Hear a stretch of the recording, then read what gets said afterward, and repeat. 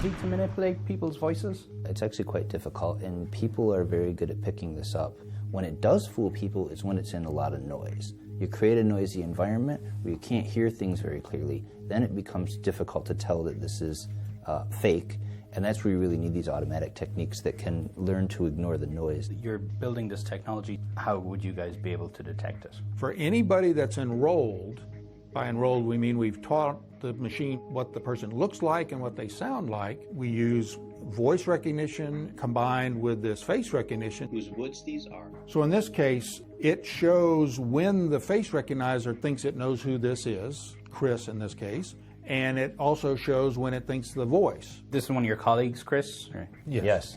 What if somebody sounds really like Chris? So I've got a case where it's not far off from Chris, and they tried to align the words so that it's similar. Gives his harness bells a shake to ask if there is some mistake. The only other... So it recognizes Chris's face, but it recognizes somebody else's voice. So it says, hey, there's an inconsistency here. So here, I show a little bit more about how we track the mouth to check to make sure that the motions of the mouth correspond to the words being spoken. His woods are lovely, dark and deep, but I have promises to keep. The line down at the bottom says there's a lot of problem with the lip sync over most of the video. So what if there's a video, it's Chris's real voice, but it's just been cut up to make it look like he said something here they actually said previously? Yeah, so there'd be a change in lip sync. There'd also be some pretty obvious artifacts that, even if they aren't obvious to your ear, would be obvious in the audio. That it's not just a recording, it's a synthesis. One of the big things that I think differentiates what we're doing from a lot of others is, rather than just focusing on a single modality, be it imagery or video or audio,